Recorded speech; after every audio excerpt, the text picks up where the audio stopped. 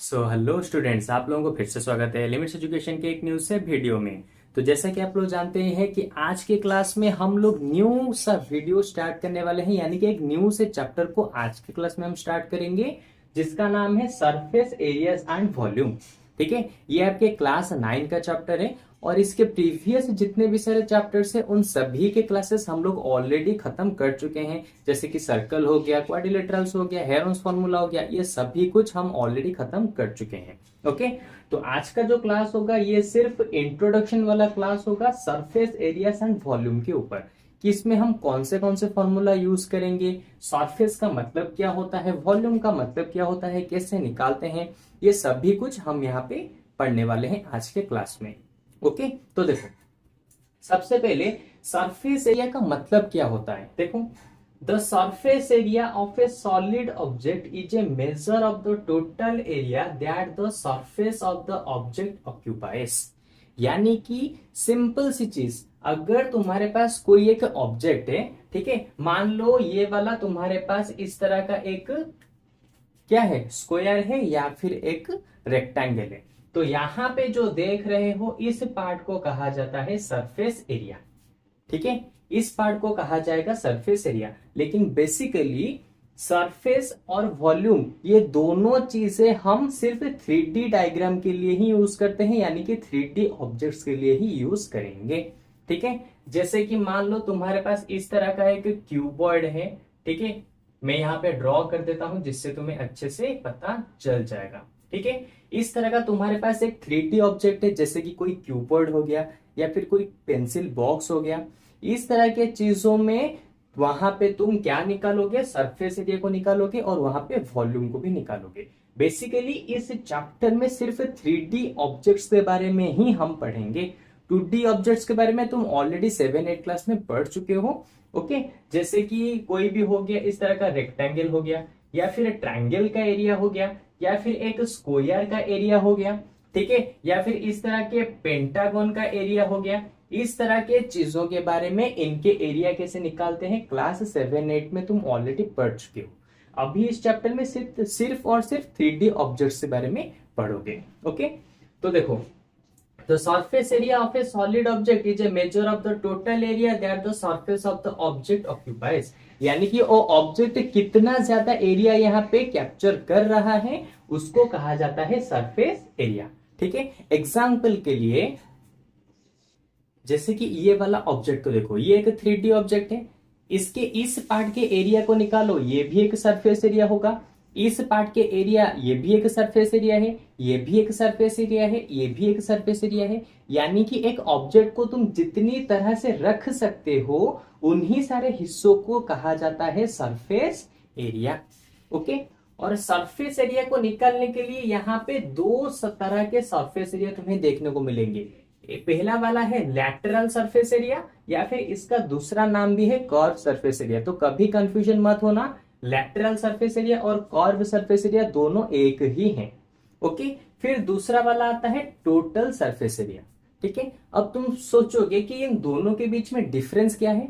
अरे सिंपल सी चीज है, देखो, लैटरल सरफेस एरिया या फिर कर्व सरफेस एरिया का मतलब होता है, मान लो तुम्हारे पास ये ऑब्जेक्ट है, इस ऑब्जेक्ट के ऊपर वाले सरफेस एरिया को छोड़ दो, नीचे वाले सरफेस एरिया को छोड़ दो, बाकी जो भी सारे सरफेस एरिया इसके बचे हैं, जितने भी सारे ऊपर और नीचे को छोड़ने के बाद, उन सारे एरियाज को जब तुम सम करोगे यानी कि मिलाओगे, उसको कहा जाएगा कर्व सरफेस एरिया या फिर लैटरल सरफेस एरिया। सिंपल, अरे सिंपल सी चीज है। एक और बार बताता हूं, ऊपर वाले सरफेस एरिया को छोड़ दो और नीचे वाले सरफेस एरिया को छोड़ दो, बाकी जो भी सारे एरिया तुम दिख रहा है तुम्हें, उन सभी एरिया को निकाल के सम करोगे तो तुम्हें किसी भी ऑब्जेक्ट का कर्व सरफेस एरिया मिल जाएगा। ठीक है, वहीं पे टोटल सरफेस एरिया क्या होता है, सिंपल, टोटल सरफेस एरिया में तुम्हें क्या करना है, ऊपर वाला भी एरिया ऐड होगा, नीचे वाला भी ऐड होगा, और ये साइड वाले जितने भी एरिया है ये सब कुछ यहाँ पे ऐड होंगे, उसको कहा जाता है टोटल सरफेस एरिया। ठीक है, सिंपल, बहुत ही इजी था। इसके बाद चलते हैं वॉल्यूम के ऊपर। ठीक है, तो देखो वॉल्यूम क्या होता है, volume is the amount of space in a certain 3D object एक 3D ऑब्जेक्ट के अंदर ही हम वॉल्यूम को काउंट कर सकते हैं। इस तरह के रेक्टेंगल हो गया, या फिर इस तरह का ट्रायंगल हो गया, या फिर इस तरह का पेंटागन हो गया, यहाँ पे वॉल्यूम आ ही नहीं सकता। इसलिए मैंने पहले से ही कह रखा है इस वाले चैप्टर में सिर्फ 3D ऑब्जेक्ट की ही बात होगी, ठीक है। 2D ऑब्जेक्ट को बिल्कुल ही भूल जाओ, ओके। तो देखो वॉल्यूम का मतलब क्या होता है, इस वाले ऑब्जेक्ट के अंदर कितना स्पेस है या फिर ये कितनी जगह ले रहा है, इसको कहा जाएगा इसका वॉल्यूम, ठीक है। मान लो इसके अंदर मैं 1 kg चावल को रख सकता हूं, तो इसका मतलब इसका वॉल्यूम हो जाएगा 1 kg, okay. Volume is also termed as capacity, volume को हम कैपेसिटी भी कहते हैं। अरे अगर इसका कैपेसिटी है, हम इसके अंदर 1 kg चावल को रख सकते हैं, तो इसका वॉल्यूम हो जाएगा 1 kg। सिंपल सी चीज, ठीक है। तो ये होता है वॉल्यूम और ये होता है वॉल्यूम का दूसरा नाम, ओके। अच्छा, तो इस चैप्टर में तुम कौन से 3D ऑब्जेक्ट के बारे में पढ़ोगे, ठीक है। सबसे पहले देखो, इसके जब तुम्हारे सिलेबस रिड्यूस होने से पहले यानी कि 2 साल पहले तुम्हारे बुक में क्यूब, क्यूबॉइड, क्यूब यानी कि इस तरह के ऑब्जेक्ट को कहा जाता है। ये एक परफेक्ट क्यूब होगा, मतलब कि क्यूब से छोटा, मतलब कि थोड़ा सा छोटा है, लेकिन एक परफेक्ट क्यूब जैसा ही ये एक्चुअल में होगा। क्यूब, क्यूबॉइड, कोन, सिलेंडर, स्फीयर, इन सारे ऑब्जेक्ट के बारे में वॉल्यूम कैसे निकाला जाता है, lateral space, surface area, total surface area कैसे निकाला जाता है, 2 साल पहले तुम्हारे बुक में दिया गया था इसके सारे फॉर्मूला। लेकिन सिलेबस रिड्यूस होने के बाद अभी तुम्हारे न्यू एनसीईआरटी बुक में बस इन्हीं के बारे में दिया है। कोन, सिलेंडर, स्फीयर, इन सारे ये 3-4 चीजों के बारे में तुम्हें वहां पे दिया है कि उसका वॉल्यूम कैसे निकलेगा, उसका सरफेस एरिया कैसे निकलेगा, ये ऑलरेडी दे रखा है, ओके। लेकिन मैं फिर भी तुम्हें क्यूब का फॉर्मूला भी बता दूंगा, उसके वॉल्यूम और सरफेस एरिया कैसे निकाला जाता है। क्यूबॉइड का फॉर्मूला भी बता दूंगा, उसका वॉल्यूम और सरफेस एरिया कैसे निकाला जाता है, और इन तीनों का तो पहले से ही दिया है, ओके। अब तुम डाउट करोगे कि सर इन दोनों का तो दिया नहीं है, तो क्वेश्चन भी नहीं आएगा, तो आप हमें क्यों बता रहे हैं। अरे देखो, ये दोनों चीजों के बारे में ऑलरेडी तुम्हारे 7-8 क्लास पे बुक में आ चुका है। इसीलिए उसने क्या किया है, एनसीईआरटी वालों ने इन दोनों को 9 क्लास से बुक से हटा दिया है, ठीक है। और क्योंकि तुम ऑलरेडी 7-8 में इन दोनों को पढ़ चुके हो, इसलिए हो सकता है चांसेस है कि इनके ऊपर भी क्वेश्चन थोड़े से आ सकते हैं। इसीलिए मैं इनके ऊपर पूरा ही डिटेल में डिस्कस करा दूंगा, जिससे कि तुम्हारे पुराने इसके ऊपर जो फॉर्मूलाज हैं वो भी रिकॉल हो जाएंगे, ठीक है। और इसी के साथ क्लास 10th में भी ये वाला चैप्टर आएगा अगेन, जहां पे तुम्हें हर एक ऑब्जेक्ट के फॉर्मूला को याद रखना है, ओके। तो अगर मैं इन दोनों को अभी से ही बता दूंगा तो 2 तरीके से काम आएगा कि अगर 9th क्लास में एग्जाम में इसके ऊपर क्वेश्चन आता है तो कर सकते हो, अगर ना भी आए तो 10th क्लास में तो है ही ना, वहां पर तो यूज हो ही सकता है, ठीक है। तो इसीलिए मैं इन सभी ऑब्जेक्ट्स के बारे में यहाँ पे तुम्हें बता दूंगा कि उसके किस तरह से वॉल्यूम और सरफेस एरिया को निकाला जाता है, ओके।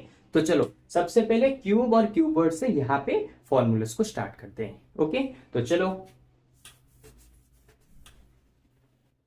तो देखो सबसे पहले क्यूब के जो लैटरल सरफेस या फिर कर्व सरफेस एरिया है उसको कैसे निकालते हैं, ये वाला फॉर्मूला दिया गया है 4a²। फिर टोटल सरफेस एरिया कितना होगा 6a², वॉल्यूम कितना होगा a³, ठीक है। इस तरह से हम यहाँ पे उसका फॉर्मूला दिया है, लेकिन मैं यहाँ पे तुम्हें बताऊंगा कि ये फॉर्मूला निकला कैसे है, ठीक है। मैं बस इसी को यानी कि बस क्यूब से ही समझा दूंगा कि कैसे निकला है फॉर्मूला, जिससे कि तुम्हें आइडिया आ जाएगा कि क्यूबॉइड का फॉर्मूला कैसे आया है, ओके।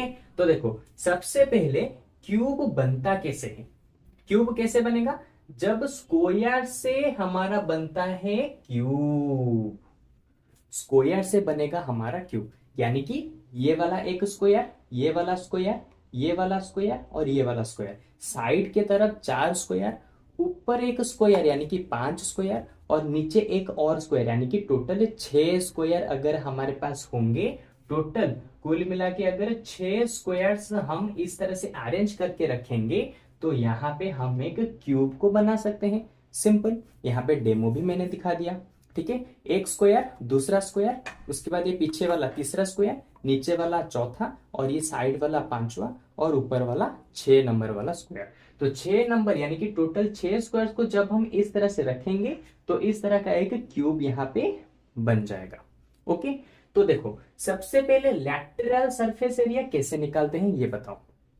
ठीक है, देखो लैटरल या फिर कर्व सरफेस एरिया कैसे निकलेगा। सबसे पहले मुझे बताओ, अगर ये साइड एक स्क्वायर से बना है तो इसका एरिया कैसे निकलेगा। मैंने पहले ही कहा था स्क्वायर के सभी साइड एक दूसरे के साथ इक्वल होते हैं, तो अगर ये वाला ए है तो ये भी ए होगा, यानी कि मैं साइड मतलब कि कुछ भी मैं इमेजिन कर लेता हूं। अगर ये ए होगा, ये भी ए, ये वाला भी ए और ये वाला भी ए। ओके, तो अब मुझे बताओ इस स्क्वायर का एरिया कैसे निकलता है। सिंपल, किसी भी दोनों साइड को मल्टीप्लाई करो हमें एरिया मिल जाता है। तो मैं क्या करता हूं, किसी भी दोनों साइड को मल्टीप्लाई करता हूं तो लो इसका एरिया हो गया ए स्क्वायर। Okay, simple. फिर इसने कहा है देखो कर्व सरफेस एरिया, तो कर्व सरफेस एरिया कैसे निकलेगा। देखो ये वाला एक कर्व सरफेस एरिया यानी कि ऊपर वाले सरफेस एरिया को छोड़ दो, नीचे वाले सरफेस एरिया को छोड़ दो, बचा कौन, ये जो चारों साइड में स्क्वायर्स हैं इनके सरफेस एरिया को निकालना है। ओके, तो मैंने पहले ही कहा था ये वाला एक स्क्वायर है और स्क्वायर का एरिया होता है ए स्क्वायर। ठीक है, तो ये वाला हो गया एक ए स्क्वायर, देखो ये वाला हो गया एक ए स्क्वायर, ये वाला हो गया दूसरा ए स्क्वायर, ये वाला हो गया तीसरा ए स्क्वायर और ये वाला हो गया चौथा ए स्क्वायर। तो टोटल कितने ए स्क्वायर हमें मिले, 1 2 3 4। तो जब 4 ए स्क्वायर को मिलाएंगे तो मैंने कहा था जब चारों साइड्स को मिलाते हैं उसको कहा जाता है कर्व सरफेस एरिया। तो चारों साइड्स को मिलाने पे हमें कितने ए स्क्वायर मिले, 4 ए स्क्वायर मिले, जो कि यहां पे दिया है।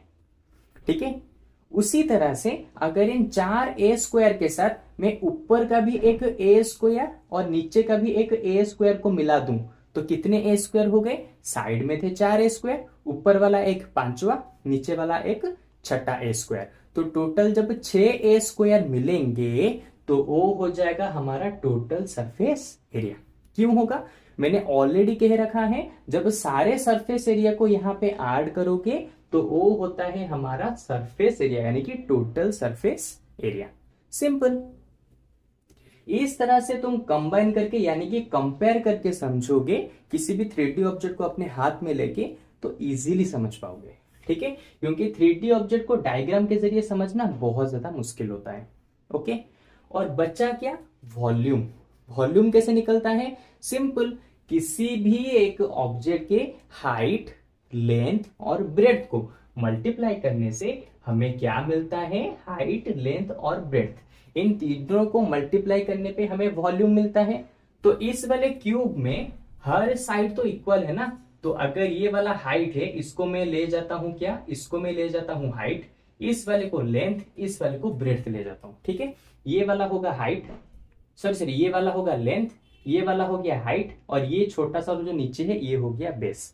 अगर मैं इन तीनों को मल्टीप्लाई करता हूं तो मुझे क्या मिलेगा, वॉल्यूम मिलेगा। हमें पहले से पता है, क्लास 8 में पढ़ चुके हैं। और क्योंकि ये एक क्यूब है तो क्यूब में सभी एक दूसरे के साथ इक्वल होते हैं ना, और सभी साइड को मैंने लेड किया था ए, तो एच की जगह भी ए, इसकी जगह भी ए, बी की जगह भी ए, तो ए इंटू ए हो गया ए क्यूब। इसीलिए क्यूब का वॉल्यूम निकलता है ए क्यूब से। ठीक है, तो सेम इसी तरह से तुम कंपेयर करके निकाल सकते हो क्यूबॉइड कैसे निकलता है।